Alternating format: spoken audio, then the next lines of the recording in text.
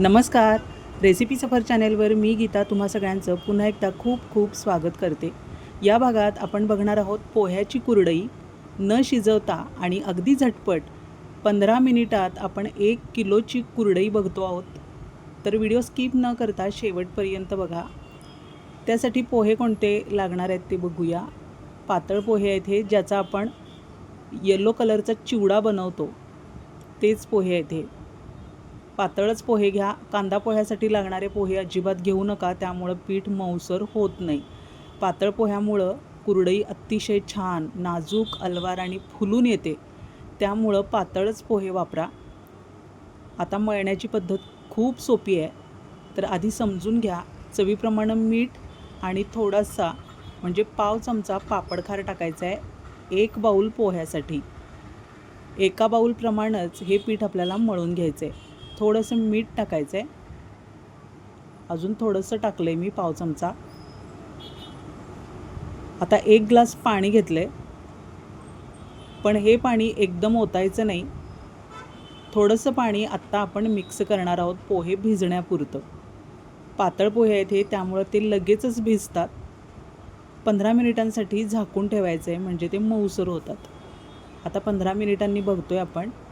बघा पोहे कसे सॉफ्ट झालेत अगदी. पण आता हे व्यवस्थित आपल्याला मळून घ्यायचं आहे. मळून आपल्याला एकजीव करायचं आहे आणि हे एकसंध झाल्याशिवाय याची कुरडई व्यवस्थित बनू शकणार नाही. त्यासाठी आपल्याला मॅशरनी अशा पद्धतीनं हे पीठ अगदी मऊसर करून घ्यायचं आहे. आता तुम्ही 1 किलो 2 किलोची जरी कुरडई बनवणार असाल तरी पीठ भिजवताना मात्र एका बाऊलप्रमाणेच भिजवायचं आहे. आता हे उरलेलं सगळंच पाणी यामध्ये मिक्स केलं आहे मी. साधारण 1 ग्लास पाणी यामध्ये मावलेलं आहे एका बाऊल पोह्यासाठी. तुम्हाला 1 किलो 2 किलो 5 किलो अशी जरी पोह्याची कुरडई बनवायची असेल आणि मदतीला कुणीच नसेल तर अशा पद्धतीनंच हे पोह्याचं पीठ तुम्ही मळून घ्यायचं आहे. कारण एकदम जर तुम्ही 1 किलो 2 किलो जर मळून ठेवलं तर हे पीठ विरायला सुरुवात होते. त्यामुळं मदतीला जर कोणी नसेल तर बाऊलच्या हिशोबातच पीठ भिजवून घेत राहा. मदतीला जर 2-3 हात असतील तर मात्र तुम्ही 1 किलो 2 किलो भिजवू शकता. पण अशा पद्धतीनं मळत असतानासुद्धा पाण्याचा थोडा थोडा शिपका मारत राहायचं आहे, म्हणजे पीठ एकसंध होतं आणि कुरडई अगदी न तुटता व्यवस्थित वळली जाते. कितीही प्रमाणात तुम्ही पोहे भिजवले असले ते बाजूला ठेवले की ते विरायला सुरुवात होणारच आहे. त्यामुळं थोडं थोडं पाणी अशा पद्धतीनं त्यात मिक्स करत राहायचं आहे.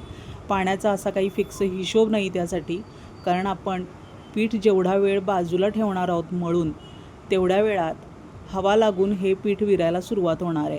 त्यामुळं जसं लागेल तसं यामध्ये पाणी मिक्स करत राहायचं आहे. मळूनच घ्यायचं आहे आणि मळलेला गोळा पटकन वळूनसुद्धा घ्यायचा आहे. अशा पद्धतीनं पीठ मऊसर करून घ्या. यामध्ये दुसरं कोणतंही पीठ मिक्स करण्याची गरज नाही, कारण पोह्याचं पीठ खूप नाजूक असतं आणि शिवाय आपण पातळ पोहे वापरलेले आहेत. त्यामुळं हे पीठ अतिशय मऊसर होतं आणि अगदी छान एकसंध कुरडई वळली जाते. आता हे सगळं पुन्हा मळून आपल्याला एकत्र करायचं आहे गोळा, आणि त्यानंतरच आपल्याला कुरडई वळून घ्यायची आहे. तुम्ही मोठी किंवा छोटी चकती लावू शकताय, पण साधारण मोठीच चकती लावा, कारण छोट्या चकतीनं खूप वेळ लागतो आणि आपण हे पीठ शिजवलेलं नाही आहे, त्यामुळे जास्त वेळ लागू शकतो. मोठी चकती लावूनच ही कुरडई बनवून घ्या. काम पटापट होतं आणि दिसायला ही कुरडई सुंदर दिसते. आता अजून थोडं पाण्याचा शिपका मारतच मी हे पीठ गोळा करणार आहे, कारण त्याशिवाय हा गोळा वळला जात नाही. पाण्याचं असं फिक्स प्रमाण नाही, मी याआधीही सांगितलं आहे, पण शिपका मारत मारत आपल्याला हे पीठ वळून घ्यायचं आहे. साधारण 1.25 ग्लास पाणी एका बाऊलसाठी आपल्याला आत्तापर्यंत लागले, तरीसुद्धा मी शिपका मारतच हे पाणी व्यवस्थित मिक्स करून घेणार आहे पोह्यामध्ये.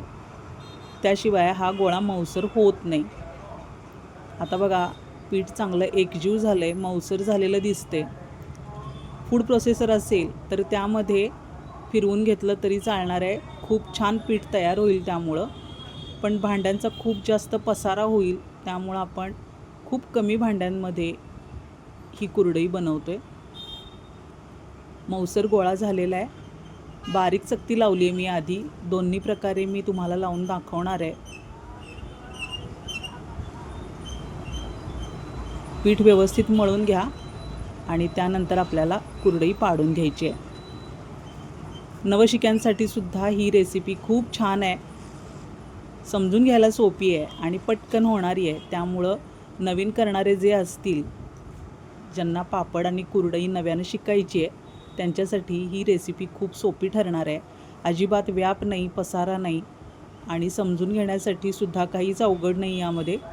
फक्त पातळ पोहे वापरा आणि पाण्याचा शिपका देत देत पीठ मळायचं आहे आणि कुरडई वळून घ्यायची आहे. अशा पद्धतीनं प्लास्टिकचा पेपरच घ्या. याला तेल लावायची अजिबात गरज नाही. तेल लावलं की ज्या वेळेला आपण कुरडई साठवून ठेवणार आहोत डब्यात, त्यावेळी कुबट वास यायला सुरुवात होते. त्यामुळे तेलाचा अजिबात वापर करायचा नाही. बऱ्याच जणांना ही टीप माहिती नसते, त्यांच्यासाठी आहे ही टीप. बघा, पीठ व्यवस्थित आपण मध्ये मध्ये पाण्याचा शिपका देत वळल्यामुळं व्यवस्थित वळली जाते. छान मळून घ्या पीठ, त्यामुळे एकसंध कुरडई पडते. ही बारीक चकती आधी मी लावलेली आहे. आता याप्रमाणे तुम्ही पापडी बनवायची असेल तर पट्टी पापडीची चकतीसुद्धा लावून हेच पीठ ट्राय करू शकता. पट्टी पापडीच्या 2 चकती स्टीलच्या साच्यामध्ये असतात, त्याच्यानी तुम्ही हे पट्टी पापडसुद्धा बनवू शकता.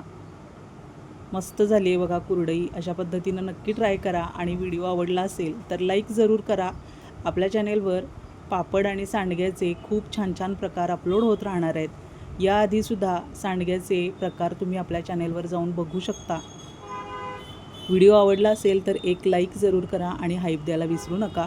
रेसिपी सफर चॅनेल अजून तुम्ही सबस्क्राईब केलं नसेल तर सबस्क्राईब करून ठेवा. खूप सुंदर रेसिपीज यापुढे आपल्या चॅनेलवर अपलोड होत राहणार आहेत. अगदी समजायला सोप्या आणि हटके रेसिपीज आपल्या चॅनेलवर अवेलेबल आहेत. बघा, मोठ्या चकतीने सुद्धा कुरडई खूप छान झालेली आहे. पुन्हा भेटूया पुढच्या भागात. धन्यवाद.